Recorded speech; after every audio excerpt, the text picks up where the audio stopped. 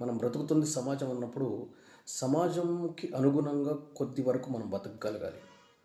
ఎందుకంటే ఈరోజు చాలామంది ఆడవాళ్ళ జీవితాల్ని నలిపేసి టిష్యూ పేపర్లా రోడ్డు మీద వేసేస్తున్నారు.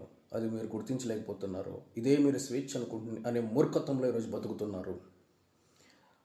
ఒక టైం టేబుల్, ఒక మోరల్, కొన్ని ఎథిక్స్, కొన్ని కొన్ని పద్ధతులు, ఇవన్నీ చూసే పెద్దలు మనకిచ్చారు. దయచేసి అవి ఫాలో అయ్యి మీ జీవితాలు మీరు కాపాడుకోండి. లేదంటే సింపుల్, నేను ఏమి నాకు నచ్చినట్టు వేసుకొని తిరుగుతాను అంటే నలుగురు 4 బిస్కెట్లు వేసి వాళ్ళ టైం అయిపోయిన తర్వాత నలిపి రోడ్డు మీద వేస్తారు. ఇదే ఫ్యూచరు. మీకు యంగ్ ఏజ్లో ఏం తెలియదు. ఒక ఏజ్ దాటిన తర్వాత 30 ఏళ్ళు వచ్చిన తర్వాత ఎవ్వరు పలకరించడు. సమాజం నిన్ను అదేదని బ్యాడ్గా మాట్లాడుతుంది. నువ్వు బతుకుతోంది సమాజం. అందుకే 2 రూట్స్ ఇచ్చారు ఇక్కడ. సన్యాసులు చూసారా, ఏమీ వేసుకోరు, దిగంబరంగా కూడా ఉంటారు.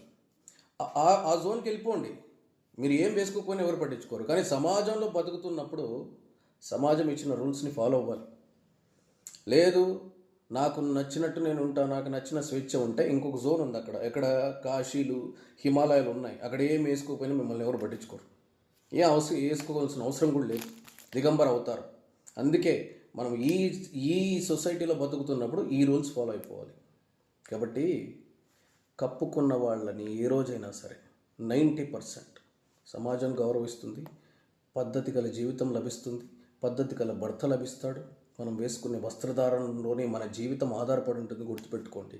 నేను కూడా ఈరోజు సెక్సీగా డ్రెస్సులు మార్చి స్టైల్గా 6 ప్యాక్ పెంచితే నాకు 4 అట్రాక్ట్ అవుతారు. కానీ నేను పద్ధతిగా వేసుకుంటే నా భార్య మాత్రమే నన్ను గౌరవిస్తుంది. సంపూర్ణంగా జీవితాంతం నీకు కావాల్సింది భర్తకు భార్య, భార్యకు భర్త. ఈ బాండింగే. ఇంకా మిగిలినవన్నీ పార్ట్ అండ్ పార్సల్స్ టిష్యూ పేపర్లు వాడుకొని వదిలేస్తాయి. ఎందుకంటే వాళ్ళకి నీ జీవితం గురించి పూర్తిగా తెలియదు. కాబట్టి దయచేసి ఆడవాళ్ళకి చెప్పేది ఏంటంటే, పద్ధతిగా, సంస్కారబద్ధంగా, వినయంగా, సంపూర్ణమైన వస్త్రధారణతో నిండుగా బతకండి. జీవితం నిండుగా ఉంటుంది.